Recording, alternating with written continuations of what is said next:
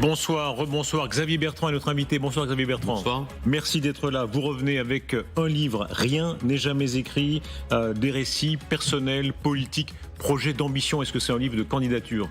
Non, c'est surtout le récit de mon parcours qui est celui de quelqu'un issu des classes moyennes. Je dois à ma famille, et puis aussi un parcours d'expérience au ministère, avec l'interdiction de fumer dans les lieux publics, la réforme des retraites, le service minimum dans les transports, et puis aussi à la tête de la région, et puis quelques-unes des propositions que j'entends faire pour 2027. Vous êtes un cas rare en politique en ce moment, vous êtes vraiment candidat. Il y en a tellement qui tortillent en disant oui, mais non, faut attendre, c'est pas le moment, etc. Vous vous dites franchement, oui, je suis candidat. Oui, je m'y prépare, oui, évidemment. C'est un long travail de préparation. Je suis bien déterminé à ne pas faire les erreurs de la fois dernière parce que je n'ai pas pu aller jusqu'au bout. J'avais conscience que c'était une rencontre entre un candidat, un homme, une femme, avec les Français, et puis au final, je suis retourné dans une primaire partisane, alors que c'est pas l'esprit de la Ve République, et ça n'est pas l'esprit de l'élection présidentielle. Est-ce qu'il y a une logique stratégique aussi? C'est-à-dire, pendant des années, on savait que Mitterrand était le candidat, établi, même s'il se déclarait tard, que Chirac était... Est-ce que c'est une erreur, d'après vous, que beaucoup se déclarent trop tard aujourd'hui, qu'il n'y ait pas un vrai candidat de la droite classique? Vous voyez la situation d'aujourd'hui, vous voyez les défis, vous en parlez régulièrement sur ce plateau, les défis géopolitiques, le défi climatique, le défi aussi du rapport au travail, le défi que nous avons démographique. Par rapport à tous ces défis et le virage de l'intelligence artificielle, quand même bien d'avoir des gens qui s'y préparent, qui y pensent, qui travaillent, et puis surtout, qui ont de l'expérience, qui ont connu dans leur vie des épreuves, des échecs, et qui ont justement tiré parti de ces échecs. On n'est pas candidat de la même façon aujourd'hui à 60 ans que je l'aurais été voilà quelques années. Xavier Bertrand, il y a des livres politiques qui, en bon français, sont emmerdants, il n'y a pas d'autre mot. Le vôtre ne l'est pas, il faut dire, parce que vous racontez des anecdotes, des coulisses, par exemple des moments assez étonnants quand vous manquez, on ne sait pas à quel point vous manquez, mais vous manquez d'être Premier ministre d'Emmanuel Macron. Je lui propose d'être dans une logique de cohabitation, où il va choisir un opposant. Je suis son opposant depuis 8 ans et demi, il le sait, et je lui propose un projet radicalement différent, où l'autorité, le rétablissement de l'ordre, ça, c'est pas une option, c'est une obligation. Darmanin fait l'entremetteur. Ouais, il y a un entremetteur qui vous appelle, qui vous fait vous rencontrer, etc. Oui, parce que j'ai des propos au lendemain des élections législatives. Moi, j'ai toujours un principe, je joue la carte de l'intérêt général, mais compte tenu des mots, des propos que j'ai pu avoir avec le président de la République, je n'imagine pas un seul instant qu'il puisse penser à réfléchir à me confier cette responsabilité. Mais en revanche, je lui propose quelque chose de très différent et de mettre notamment le paquet sur les classes moyennes, de permettre de libérer vraiment les entrepreneurs avec des propositions précises. Et puis j'y ajoute aussi autre chose. C'est que je pense que dans un pays comme la France, il faut investir dans les services publics.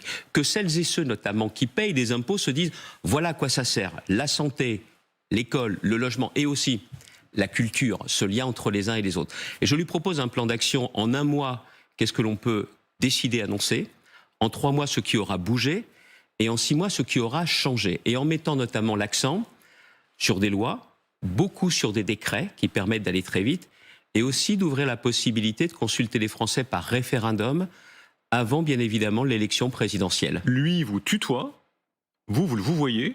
Décrivez-nous la scène, parce que franchement, ces coulisses, on sait très bien, ça se fait pas. Beaucoup ont été comme ça, en quelque sorte, testés. Comment ça se passe? Oui, c'est vrai qu'il avait, comme on dit, différents fers au feu, différentes options. Je le rencontre en tout 4 fois, mais la 4e fois, je comprends dans son bureau que ça ne se fera pas. Il n'est pas tout à fait le même, parce que certains lui ont dit, attention, si c'est Bertrand, Le Pen va censurer tout de suite. Et je vois bien qu'il veut s'assurer que je n'aurai pas cette censure immédiate. Et ce qui s'est passé, c'est évident. Vous ne pouvez jamais faire confiance aux extrêmes. Que ce soit M. Mélenchon ou Mme Le Pen, vous ne pouvez pas leur faire confiance. Eux, ce n'est pas l'intérêt général, l'intérêt du pays qu'ils recherchent. Et donc ce qui s'est passé, elle a censuré Michel Barnier, contrairement à ce qu'elle avait pu laisser entendre. Racontez-nous comment ça se passe, parce que c'est pas une association de boulistes, c'est quand même la 7e puissance économique de la Terre. Comment se passe le choix possible d'un Premier ministre? Il vient, alors il vous dit assieds-toi, il vous dit quoi? Oui, c'est ça, mais surtout je lui explique... Mais attendez, racontez-nous, parce que vous faites beaucoup de politique, on l'en fera bien sûr, mais... Comment ça se passe simplement? Il vous dit assieds-toi. Je l'ai déjà rencontré le président. Oui, mais quand y compris dans son bureau, y compris dans son bureau, à des moments plus tendus, notamment où je l'explique dans cet ouvrage, notamment sur la survie d'une aciérie qui pour moi est un symbole industriel. Donc nous nous connaissons, je le vous vois. Et il a une phrase qui revient très souvent, comment tu vois les choses, ce qui est une façon pour l'interlocuteur de suivre. Et je lui explique comment, à mon avis, on peut renouer la confiance avec les Français malgré une situation politique terrible avec la dissolution et les résultats que l'on sait. J'en ai voulu de cette dissolution.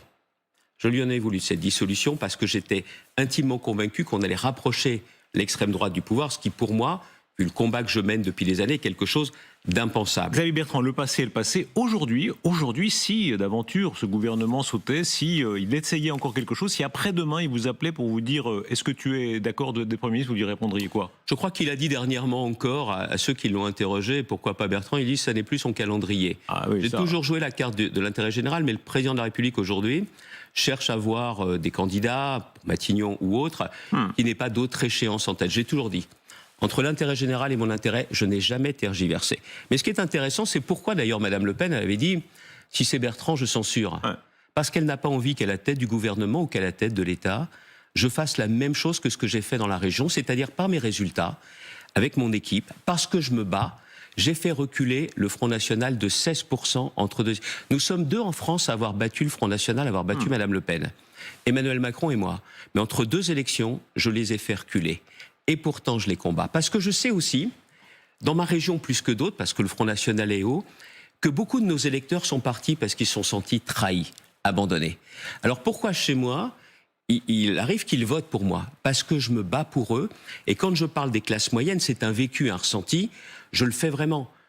J'aide concrètement ceux qui travaillent. Xavier Bertrand, c'est votre marque de fabrique, effectivement, d'être à droite, adversaire, résolu, continu, constant du RN. Les sondages, pour l'instant, ne vous donnent pas raison. Je veux dire, vous, au sens large. Quand on voit le sondage de la Tribune de ce matin, le succès de Jordan Bardella, c'est très spectaculaire. Il est en train de monter encore davantage. 37% de personnes seraient satisfaites qu'il soit président de la République. Plus 4, c'est considérable, plus 4, surtout qu'après ça descend à 1. Et aussi et surtout, ce qui est très frappant, c'est que le rejet, le plafond de verre semble avoir sauté. C'est-à-dire maintenant, c'est une minorité de Français qui seraient désagréablement surpris qu'il soit président. Mais vous savez quelle est la conséquence de cela? Vous savez, quand on le voit à 37%, quand on voit les intentions de vote, mais il y a beaucoup de commentateurs ou de responsables politiques, mais qui ont peur. Mais qui ont peur de le critiquer. Qui ont peur de dire la vérité, parce qu'ils se disent, si c'est eux les vainqueurs, faut surtout rien dire. Et il y en a même qui se disent, est-ce que vous auriez pas une petite place sur votre porte-bagages là? Est-ce que vous pourriez pas nous prendre avec nous? Chez les LR, il y en a beaucoup. Bien évidemment, chez les LR et ailleurs. Parce que regardez, tout le monde sait bien que M. Bardella, il a 30 ans, c'est un très bel âge. Ma plus grande fille a 30 ans. Mais est-ce que vous pensez sincèrement qu'à 30 ans, vous êtes capable de diriger la 7e puissance mondiale? Quand on voit les enjeux diplomatiques, militaires, vous en parlez tous les soirs. Vous voyez, vous imaginez que quelqu'un qui n'a aucune expérience va pouvoir diriger ce pays? Vos ex-amis LR dont vous dites, ils se disent, s'il y avait une petite place, ils vous disent quoi? Qu'ils pourront être ministres d'un gouvernement RN, par exemple? C'est certainement ce qu'ils se disent, mais moi je leur dis une chose. S'ils viennent aux réunions de LR en pensant RN, qu'ils aillent au RN, ils le disent très clairement, plutôt que de tergiverser. Moi, vous savez, il y a plusieurs choses qui sont importantes. J'ai regardé votre émission la semaine dernière, et vous aviez comme invité Jordan Bardella. Voilà. Vous voyez la diversité des points de vue. On a son antonyme ce soir. Et il a un beau costume. Il est bien coiffé. Le vôtre très bien aussi, je vous rassure. Il va mieux. Beau costume, bien coiffé.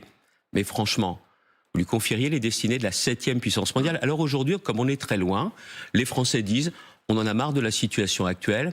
Et on a le sentiment que c'est peut-être le Rassemblement national qui pourrait incarner ça. Oui, Bertrand, mais parce que personne ne les attaque. Personne ne dit le creux de leur proposition. On aura Thierry Breton dans un moment. Quand on voit le désastre des finances de la France, on se dit que des gens très capés, très considérables, des ministres des Finances qui, eux, avaient des décennies d'expérience, n'ont pas vraiment fait mieux, franchement. Oui, mais alors attendez, on va aller jusqu'au bout du raisonnement. Tiens, venez voir comment sont gérées les collectivités locales françaises.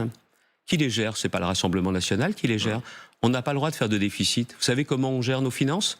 Comme le gère un chef de famille, comme le gère un chef d'entreprise. Dans ma région, j'ai eu le choix l'an dernier.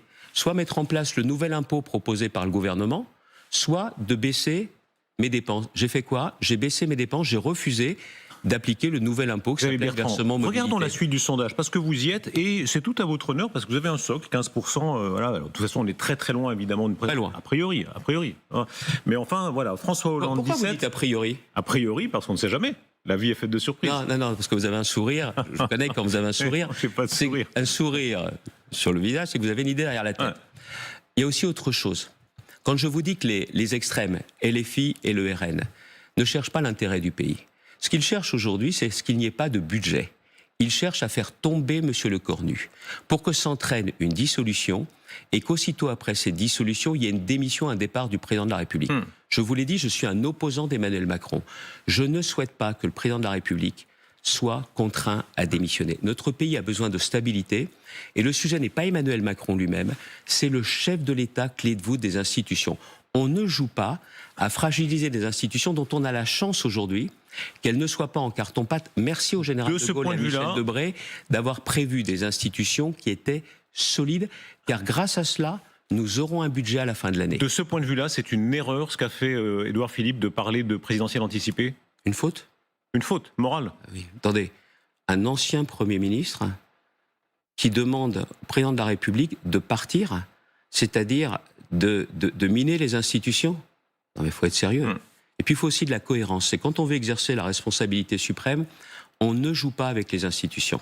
Vous m'avez interrompu alors que je parle de vos relativement bons sondages. Vous voyez, c'est pas bien. Regardez, François Hollande, Parce qu'il ne faut 17, pas s'attarder sur Raphaël Glucksmann, 15. Vous êtes quand même là, vous êtes dans ce là. Bon, quel sera votre argument anti-RN? Parce que vous dites, vous êtes une machine anti-RN. Bon, mais ils sont très loin devant, visiblement. Si demain il y avait une élection présidentielle ou en 2027, quel est l'argument? En une phrase, qu'est-ce qui fait que vous pourriez dire aux gens non, il ne faut pas voter RN? Rien n'est jamais écrit pour commencer. C'est le titre de ce livre, mais c'est aussi le titre de mon histoire. Et puis aussi, le refus du fatalisme, c'est terriblement français. Et puis il y a aussi autre chose, c'est qu'on n'a jamais essayé un candidat qui est plus terrain que grandes écoles parisiennes.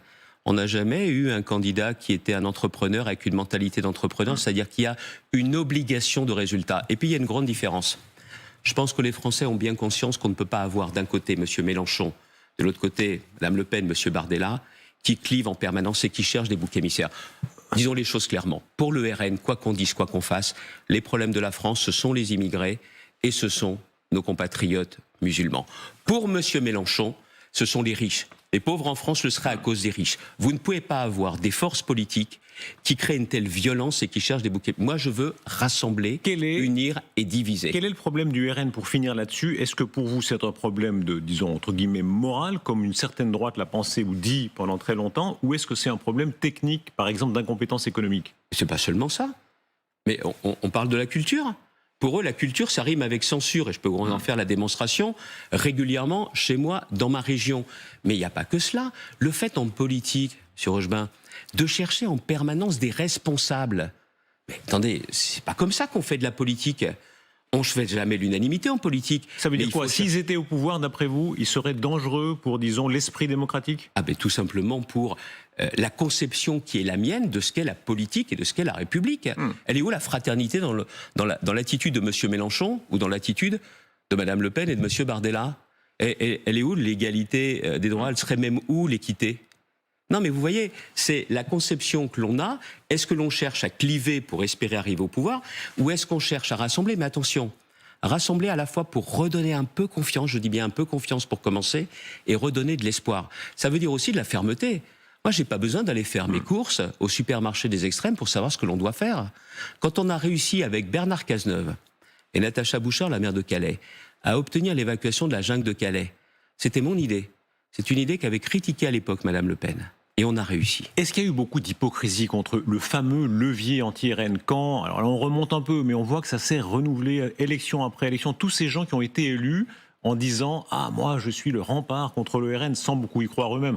Mitterrand, Chirac, ils y croyaient tous autant que ça? Personne ne sera élu en cherchant à être le rempart. Celui qui sera élu, ou celle qui sera élue, le sera en proposant un projet de société pour nos concitoyens.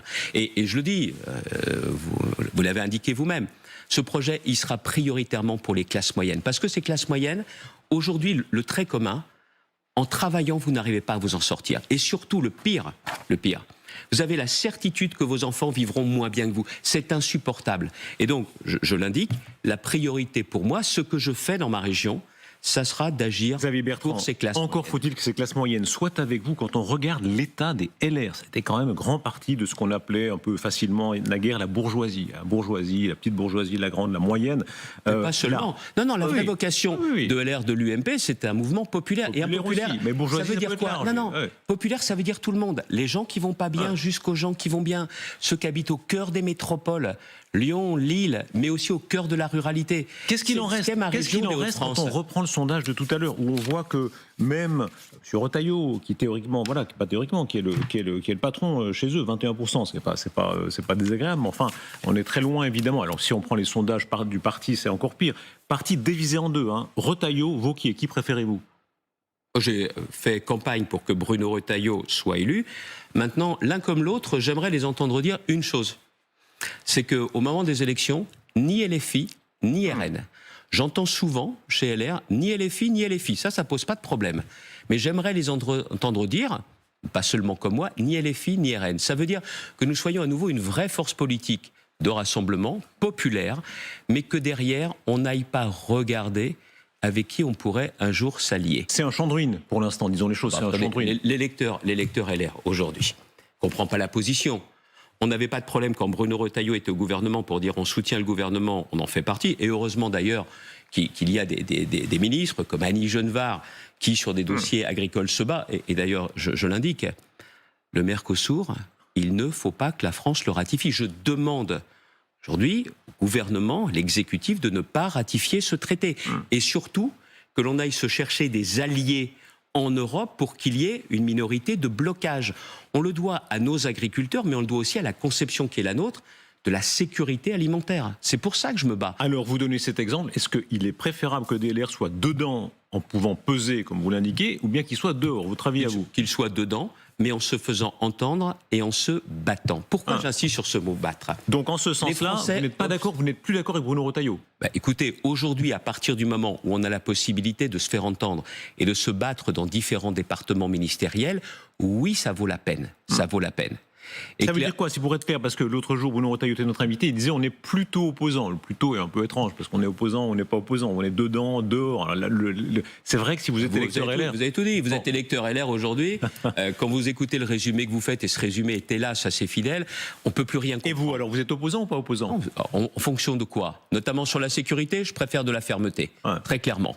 Est-ce que sur la question à ce gouvernement, vous êtes opposant ou pas? Non, je ne suis pas opposant par principe. Attendez, je ne suis pas LFI, moi. Je ne suis pas RN. Moi, je ne souhaite pas la chute de M. Lecornu. Je souhaite que notre pays connaisse de la stabilité. Et surtout, et c'est là où je pousse également le gouvernement, le Premier ministre, à agir, je refuse que l'on ait 17 mois d'immobilisme. Et on peut bouger dans de nombreux domaines. Et comme j'ai indiqué tout à l'heure, je suis convaincu que le président de la République devrait confier au Premier ministre, ce serait le Premier ministre en première ligne, le soin d'avoir, dans les mois qui viennent, un projet de loi référendaire pour que l'on puisse faire avancer notre pays si à l'Assemblée nationale les choses sont bloquées. Je prends juste un exemple. L'organisation du pays. Notre organisation du pays aujourd'hui, elle est désuète. Il y a trop de choses décidées à Paris et je souhaite, comme Jean-Louis Borloo notamment, qu'on aille vers une forme de fédéralisme à la française. Le mot n'est certainement pas... On peut décentraliser encore plus. Mais beaucoup plus. Mais attendez, confier notamment la santé, comme le proposait par exemple Yannick Neuder, ministre de la Santé, voilà quelques mois. Confier davantage la santé dans les régions et avec l'État, en supprimant les ARS. Mais vous allez voir si on va continuer à avoir une espérance de vie plus faible chez moi qu'ailleurs. Donnez-nous le logement. Vous allez voir s'il faut 8 ans pour sortir un programme immobilier. Vous savez pourquoi? Parce que nous, en plus, on est à portée d'engueulade, au-delà de l'expérience que nous avons. C'est-à-dire qu'on fait de la politique et la responsabilité politique, elle ne se partage pas, elle ne se délègue pas. Mais ce n'est pas la technostructure qui décide à notre place. Parce qu'on a des comptes à rendre, c'est cette obligation de résultat dont je vous parlais tout à l'heure. Xavier Bertrand, l'économie, c'est la mère des batailles. On voit bien dans ce qui se passe autour du budget. Alors, Édouard Philippe est arrivé avec une sorte de plan de bataille qui est assez clair, qui est moins d'aide, moins d'impôts. Est-ce que c'est une bonne démarche? Pas si clair que ça. Bon, déjà, on a vu son choc social, la retraite, 67 ans. Bon. Moi, je pense que le bon critère pour la retraite, c'est la durée de cotisation plus que l'âge. Parce que l'âge pénalise qui? Les catégories populaires et les classes moyennes. Donc, c'est la durée de cotisation, et donc je suis en opposition avec sa proposition. Et la deuxième chose, dans son choc fiscal, comme vous dites, ça veut dire quoi? Que le crédit impôt recherche, dont on a besoin pour innover en France, serait tué. Ça veut dire que les aides à l'apprentissage seraient encore rabotées. Alors il faut qu'il s'explique. Et je crois que sur ces sujets-là, vous savez, c'est pas de choc dont on a besoin. C'est de bien comprendre une chose, ce ne sont pas les politiques qui créent les emplois. Ce sont les entrepreneurs qui créent les emplois. Et le rôle des politiques, c'est déjà de ne pas leur mettre de bâton dans les roues et d'en arrêter avec ce racket fiscal que l'on voit tous les jours. Attendez, vous avez vu notamment le nouvel impôt sur la fortune improductive. On est en train aujourd'hui... S'il est appliqué, oui, mais s'il est retenu à la fin. heureusement qu'il y a le Sénat qui va certainement rétablir les choses de façon beaucoup plus sereine et beaucoup plus efficace. C'est-à-dire que l'assurance vie qui permet aussi de financer les obligations d'État, elle serait taxée. Non mais ils sont devenus fous, quoi. Il y a des modems qui ont voté ça. Mais c'est ce que je viens de vous dire. Ouais. Donc ça montre que, alors s'il y a des irresponsables, c'est large. Non, parce que le modem tout seul ne peut pas faire voter. Ouais, mais enfin, ils ont quand même voté ça. Non, mais il a fallu Ils ont quand même voté ça. Il a fallu Ouais. qui La conjonction des extrêmes. Mais comprenez bien que les gens qui regardent ça se disent, au fond, LFI et RN ne sont pas si irresponsables, puisque même les modems, il n'y a pas... Non. Là les où ils modems, normalement, c'est le modéré, tranquille, centriste, sans histoire. Même eux votent ça, donc au fond... Là où ils sont irresponsables, c'est qu'ils votent cela tout simplement pour qu'au final, cela fasse tomber le budget et le gouvernement. Et vous remarquerez une chose aussi, Monsieur Rochebin. Vous avez déjà entendu les dirigeants du Rassemblement national et les dirigeants de LFI se critiquer? Jamais. Ah si, non, on ne peut pas dire ça. Ah, alors Il y a vous qui s'envoient que trouverez- des douceurs. Vous qui avez aussi une très bonne mémoire et des très bonnes références, si vous me trouvez un exemple tout de suite, je veux bien reconnaître les choses, mais c'est pas le cas. Pourquoi? Parce qu'ils ont parti liés. L'intérêt général, l'intérêt du pays, c'est pas ce qu'ils recherchent. Xavier en Bertrand, priorité. vous parliez d'Édouard Philippe. Si on va plus loin, est-ce que oui ou non, il y aura besoin un jour d'un choc libéral en France? Beaucoup de pays l'ont fait. D'ailleurs, souvent, ce sont les sociodémocrates qui l'ont fait, paradoxalement. Un Schröder en Allemagne qui va jusqu'à dire, voilà, moi, il faut que toutes les entreprises de moins de 10 employés puissent embaucher et licencier comme elles veulent. Voilà. Est-ce qu'un jour, on aura besoin de ça, ou est-ce qu'il y a une exception française? Dans le livre, je parle.